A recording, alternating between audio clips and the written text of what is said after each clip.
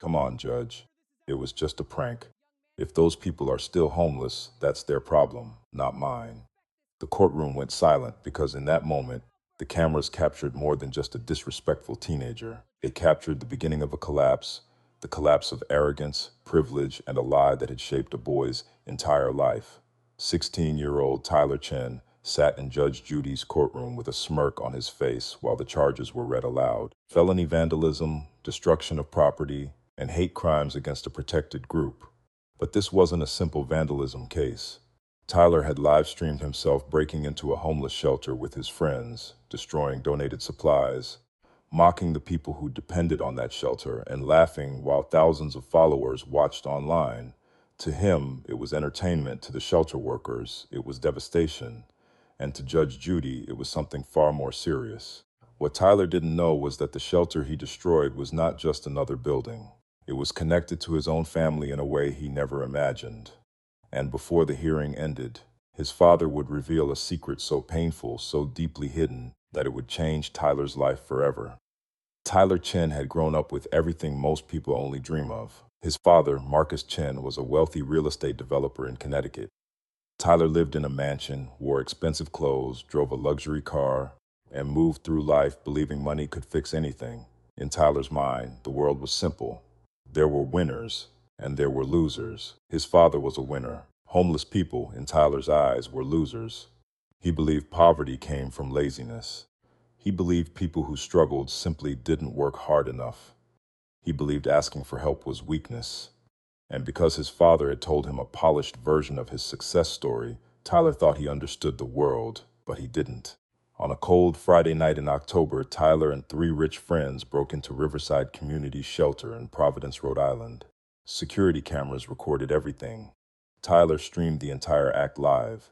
They sprayed cruel words across the walls. They tore apart winter coats and blankets that had been donated for people sleeping outside in freezing weather. They smashed computers used by homeless residents to apply for jobs, contact family, and rebuild their lives. Then they poured bleach over food meant to feed 200 people. And while doing it, Tyler laughed into the camera. "Look at this dump," he told his followers. "These losers should get real jobs instead of begging for handouts. Maybe this will teach them how the real world works." The comments on his live stream exploded. Some people laughed, some cheered, but others recorded the video and reported him. By Monday morning, the clip was everywhere. Shelter staff were heartbroken. Residents were terrified. Local news picked up the story. And by Tuesday afternoon, Tyler Chen was sitting in Judge Judy's courtroom. At 2:15 p.m., the bailiff called the case. Tyler walked in like he was entering a school cafeteria, not a courtroom. He wore a designer hoodie, expensive sneakers, and wireless earbuds. Music was still playing loud enough for people near him to hear the beat. He sat down, looked at his phone, and barely acknowledged the judge. Judge Judy looked up from the file. "Mr. Chen," she said firmly, "you are facing very serious charges. Do you understand why you are here?" Tyler didn't look up. "Yeah, whatever," he muttered. "Some people got offended over a prank.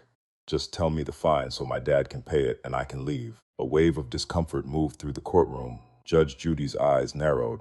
"Put the phone away," she said. "Take out the earbuds. This is a courtroom." Tyler sighed dramatically, removed the earbuds, and slid the phone into his pocket. "There. Happy? Can we hurry this up? I have content to post tonight." Judge Judy removed her glasses. The room felt colder. "I have reviewed the footage," she said.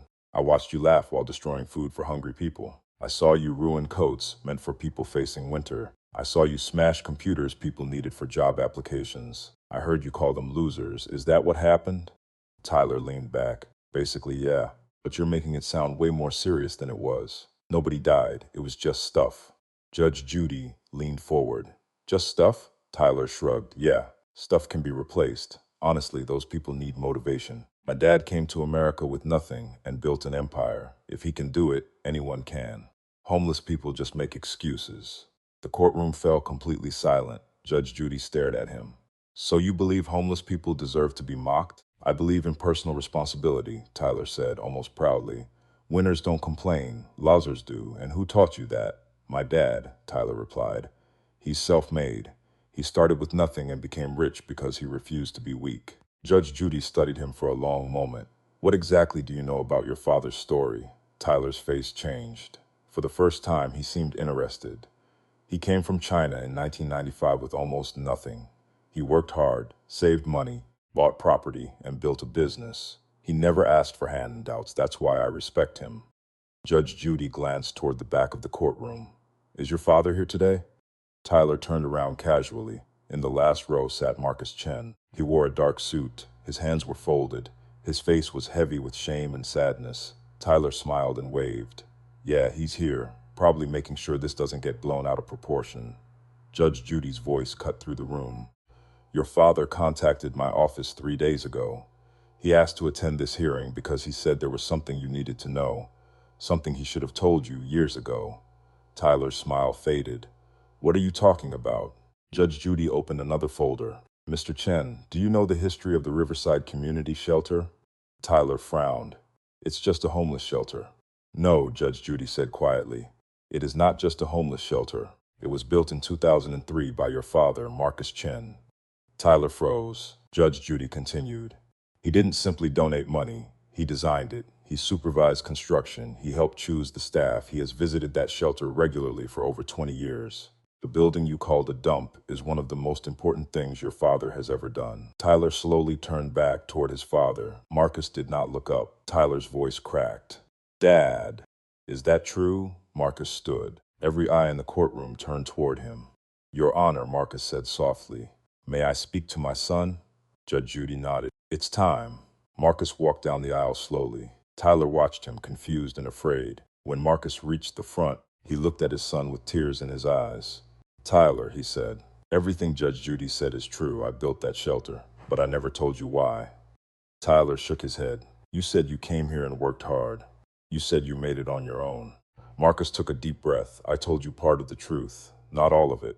The courtroom was silent. I came to America in 1995, Marcus said, but I didn't come as a confident businessman. I came scared, alone, and desperate. I had $200, one suitcase, and almost no English.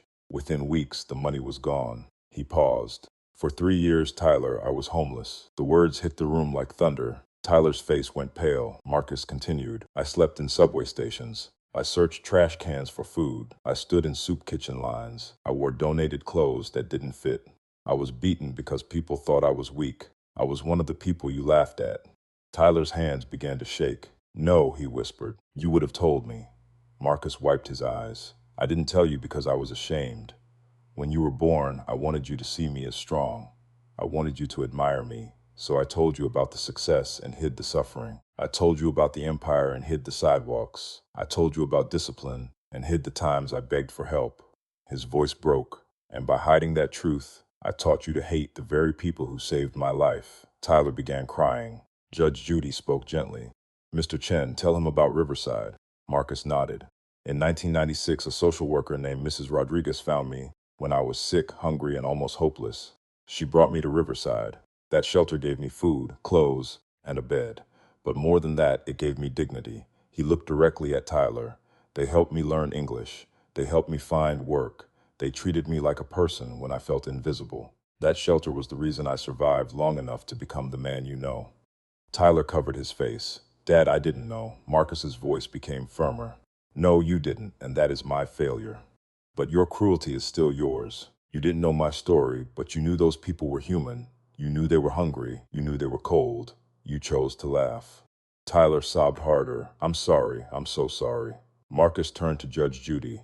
Your Honor, I don't want my son protected from this. No lawyers making it disappear. No sealed record. No easy check from me. He needs consequences. Real ones. Judge Judy looked at Marcus with respect. Mr. Chen, what you have done today took courage. Then she turned to Tyler. Tyler Chen, your father just showed you what real strength looks like. Not money, not pride, not followers. Honesty, accountability, painful truth. Tyler nodded through tears. Judge Judy's voice became firm again. I find you guilty on all charges. No one moved. You will serve 6 months in juvenile detention. You will pay $50,000 in restitution, earned through your own work, not your father's money. After release, you will complete 500 hours of community service at Riverside Community Shelter. Tyler whispered, Yes, Your Honor. You will work with the same people you mocked. You will listen to their stories. You will write apology letters to every staff member and every resident affected by your actions. Your social media accounts will be suspended for 1 year, and you will record a public apology explaining what you did, why it was wrong, and what you learned today. Judge Judy paused. And you will speak at schools with your father about privilege, cruelty, and the truth behind struggle. You damaged his legacy. Now you will help rebuild it. The courtroom erupted in applause. In the front row, Mrs. Rodriguez, now 72 years old, wiped tears from her face. Marcus stepped toward his son. Tyler collapsed into his arms. "I'm sorry, Dad," he cried. "I'm sorry I became this person." Marcus held him tightly. "I love you," he said. "That's why I'm not saving you from this. Real love doesn't hide consequences. Real love helps you become better." The courtroom video went viral within hours. Millions watched Tyler's smirk turn into tears. Millions heard Marcus reveal the secret he had carried for decades. And millions understood the lesson behind it. But the real change happened after the cameras stopped. Tyler served his sentence. In detention, he read about poverty, homelessness, and the many reasons people lose everything. After his release, he began work at Riverside. At first, he was ashamed to even look people in the eye. But slowly, he listened. He met people who had lost jobs, people escaping violence, people ruined by medical debt, people who had worked their whole lives and still ended up with nowhere to go. The people he once called losers became his teachers. After finishing his required hours, Tyler kept volunteering. He later started a project called Hidden Stories, sharing the real lives of people who had overcome homelessness, including successful people who had once needed help. Marcus finally told his full story publicly, and instead of losing respect, he gained more of it. His relationship with Tyler, once built on image and silence, was rebuilt on truth. When Mrs. Rodriguez was asked about Tyler's transformation, she said, "No one is beyond change. Sometimes people don't need more shame, they need the truth." And that was the real lesson of this case. Sometimes the greatest lie is the story we edit to look stronger.